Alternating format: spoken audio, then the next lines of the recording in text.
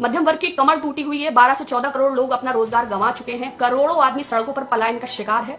भुखमरी रुकने का नाम नहीं ले रही है। लेकिन हिंदुस्तान के निजाम विलफुल डिफॉल्टर्स का हजारों करोड़ रुपया माफ करके नए भारत की ताबीर लिख रहे हैं। बाबा रामदेव का 2212 करोड़, बहुत गरीब है वो, उनको बाबा रामदेव क्यों कहते हैं? ये कॉर्पोरेट ठग। जैसे चिन्मयानंद स्वामी है, जैसे आसाराम बापू हैं, जैसे सावरकर वीर हैं, वैसे रामदेव बाबा है। क्योंकि सरकार के पास पैसा नहीं है। ये बात अलग है कि 6 साल में चाहे वो जेट एयरवेज हो, चाहे भारत पेट्रोलियम हो, चाहे BSNL हो, चाहे MTNL हो, चाहे HAL हो, चाहे लाल किला हो, चाहे $20 इंटरनेशनल मार्केट में पेट्रोल है, लेकिन हम तो उसी मूल्य में खरीद रहे हैं। 1 महीने की कोरोना डिजीज ने भूखमरी के वो हालात पैदा कर दिए हैं। हम वही हैं जो थोड़े दिन पहले विश्व शक्ति जगत गुरु थे और सबके कागज जांचने में पैसा खर्चने वाले थे। अचानक से इस कदर की भूखमरी है कि हम उसका सामना करने में सक्षम नहीं हो पा रहे हैं। सिर्फ उत्तर प्रदेश के 34 जिलों में एक भी ICU बेड नहीं है। प्रोक्योरमेंट के सारे राइट्स केंद्र सरकार के पास हैं। 245 रुपए की किट 600 रुपए में ICMR किसकी जवाबदेही है? भाई 524 करोड़ रुपए का राफेल विमान HAL से लेकर फ्रांस की एक कंपनी को दे दिया जाता है, लेकिन राष्ट्र सुरक्षा के नाम पर हमें देशवासियों को यह जानने का अधिकार नहीं है कि वो 945 करोड़ रुपए जो बच रहा है, जिसको कमाने में मेरी 200 पुश्तें चली जाएंगी, वो कैसे 900 रात भर में वो कैसे HAL से फ्रांस को चला जाता है और 524 करोड़ से 1600 करोड़ हो जाता है। लेकिन ठीक, राष्ट्र हित में हम ये सवाल नहीं उठाएंगे। सरकार के पास ना कोई पॉलिसी है, ना कोई काउंसिल है, ना कोई योजना है, ना कोई प्लान है, और हम आप घरों में लॉक हैं। हम तो मोमो और पानी के बताशे बना रहे हैं, बच्चे टिकटॉक बना रहे हैं और प्रधान सेवक मूर्ख बना रहे हैं। PM केयर्स फंड में हम सभी लोग डोनेट कर रहे हैं। जो नहीं भी कर रहे हैं तो वो ग्रुप C हो या ग्रुप D हो, या वो पेंशनर्स हो, या वो ज्ञात अज्ञात। Even resident doctors association Lady Hardinge Medical College की डॉक्टर का भी कहना है कि हम खुद कोरोना वॉरियर्स हैं, हमारा भी 1 दिन का वेतन कट गया। तो पैसा तो ऑब्वियसली सरकार के पास जा रहा है, लेकिन जो सुविधाएं हैं उसका मैं एक जिक्र करना चाहूंगी। 123 जिलों में वेंटिलेटर नाम की कोई चीज नहीं है। 143 जिलों में एक भी सघन चिकित्सा से संबंधित ICU बेड नहीं है। 183 जिलों में 100 से भी कम आइसोलेशन बेड्स हैं। और उत्तर प्रदेश, बिहार और असम की तो बात ही मत करिए, क्योंकि सिर्फ उत्तर प्रदेश के 34 जिलों में एक भी ICU बेड नहीं है। कोई नहीं, 33 करोड़ का हम लोग दिया जलाते हैं, बड़ी बड़ी मूर्तियां बनाते हैं, 2-4 बेड नहीं है तो it's not a very big deal. Madhya Pradesh के 55 में 31 जिलों में एक भी ICU बेड नहीं है। ये पत्रिका की रिपोर्ट है, आई पोस्ट इट। कोई नहीं, मध्य प्रदेश में बेड नहीं है, सरकार तो है। अभी 28 विधायकों का मूल्य क्या निर्धारित हुआ था, मुझे तो नहीं ज्ञात है। तो ये जो है स्वास्थ्य की स्थिति है, लेकिन आप सिर्फ राज्य सरकारों को इसके लिए जिम्मेदार नहीं ठहरा सकते। कारण ये है कि फाइनेंस सेंटर और फाइनेंस कमीशन मिलकर जो भी सरकार एक बजट, एक राज्य का जो भी उसको अमाउंट निर्धारित करती है, क्योंकि PM केयर्स फंड CSR के अंतर्गत आता है, लेकिन जो CM केयर करके राज्यों के जो फंड प्राइवेट बनाए गए हैं वो CSR के दायरे में शायद नहीं आते हैं।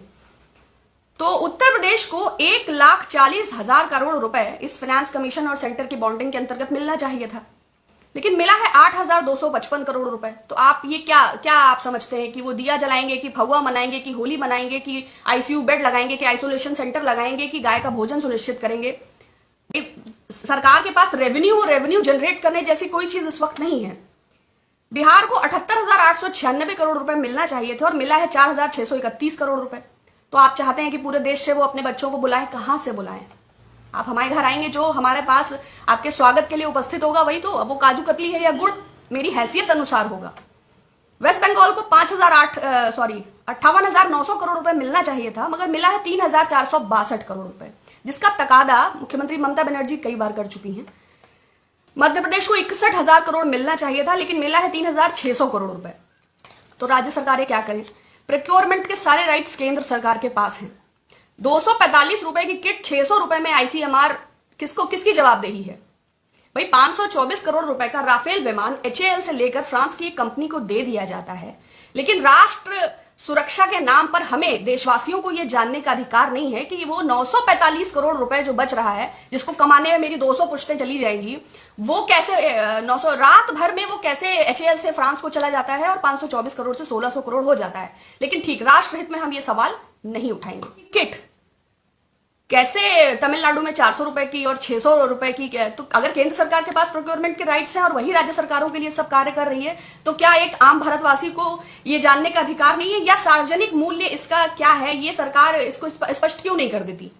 ऐसे समय में जबकि लोग भटक रहे हैं, रो रहे हैं, उनके पास भोजन नहीं है, लोग बर्बाद हो गए हैं, ऐसे समय में भी मुनाफाखोरी और भ्रष्टाचार, क्या ये सरकार के संरक्षण और सहयोग के बिना संभव है?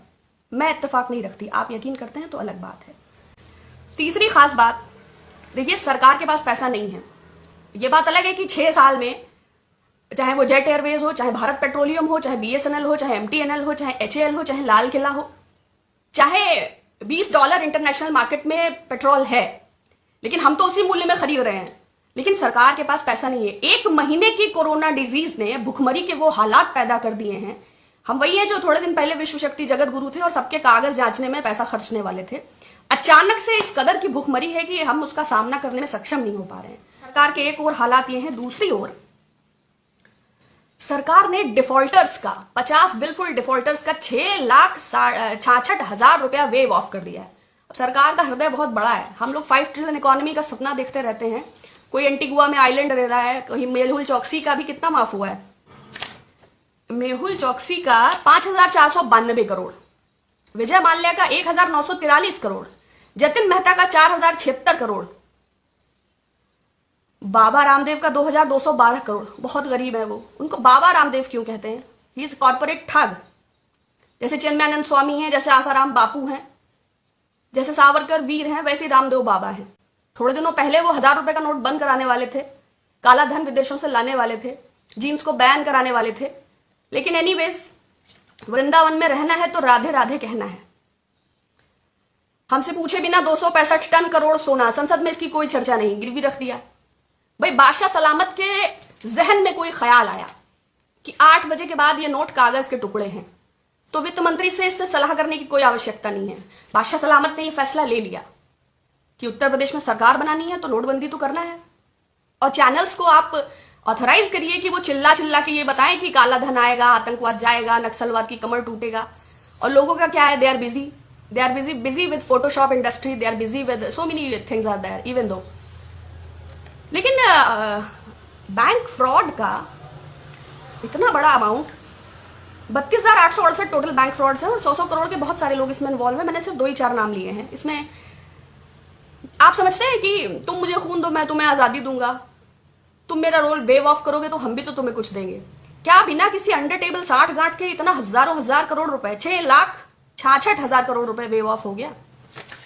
वैसे सरकार स्पष्ट नहीं करेगी, लेकिन भारतीय जनता पार्टी के कुछ भारी भरकम चंदे हैं, कॉर्पोरेट चंदे। Gupta coal India private limited, coastal projects, diamond power infrastructure, Electrotherm India, और भी बहुत सारे होंगे। लेकिन खैर, देश नहीं बिकने देंगे। देश को किसी भी हालत में नहीं बेचना है और हमारी धर्म और संस्कृति खतरे में है। न मालूम कब तुर्कों और मंगोलों का आक्रमण हो जाए और हमें जाके हिंदू कुश की पहाड़ियों में छुपना पड़े। तो प्लीज आप अपने हेरिटेज और अपनी संस्कृति को बहुत मजबूती से पकड़िए और बाकी अच्छा होगा। क्योंकि भारत के जो, हिंदुस्तान के जो बादशाह सलामत हैं, उन्होंने राष्ट्र के नाम संदेश दिया और एक घोषणा की और 4 घंटे में भारत सड़कों पे आ गया। जब राज्य के मुख्यमंत्रियों से मशवरे की आवश्यकता नहीं है तो राज्य के देशवासियों को तो कोई गिनती ही नहीं है। वो जो 1,000-2,000 उद्योगपति हैं, उसके अलावा भारत में कोई नहीं रहता है। बस वो लोग थाली और ताली बजाने के लिए हैं कि प्रति मेरे 130 करोड़ भारतवासियों दिया जलाइए। मेक इन इंडिया में दिया ही बनाना शुरू कर दीजिए, बाद में जलाने के काम आएगा। बाकी तो आपकी सारी योजनाएं, get up India, shut down India, shut up India, whatever it is. हमारे प्रधानमंत्री जी ने इन सबको दरकिनार करते हुए एक पीएम केयर्स नाम का ट्रस्ट बनाया, जो आरटीआई के दायरे में नहीं आता, जो सीएजी के दायरे में नहीं आता, जिसको प्राइवेट ऑडिटर्स ऑडिट करेंगे और जिसमें तमाम लोग धन दे रहे हैं, जिसमें पहले हफ्ते में ही इसके अनाउंसमेंट के बाद 6,500 करोड़ रुपए जमा हुआ था। लेकिन उसको लेके कोई पारदर्शिता अभी तक प्रदर्शित नहीं हुई। जब राज्य सरकारों को मिला नहीं, मध्यम वर्ग को राहत नहीं, किसी प्रकार की कोई घोषणा नहीं, तो इसका फंड कहां है? जाहिर बात है, प्राइवेट ऑडिटर्स ऑडिट करेंगे तो हम इस पर सवाल नहीं उठा सकते। और अगर कानून में, डिजास्टर मैनेजमेंट एक्ट में इस बात का प्रावधान है कि नेशनल डिजास्टर रिस्पॉन्स फंड रहेगा और उसको वो काउंसिल प्राथमिकता और आपदा प्रबंधन के आधार पर खर्च करेगी, तो पीएम केयर्स बनाया क्यों गया? हालांकि इसका उत्तर नहीं मिलेगा।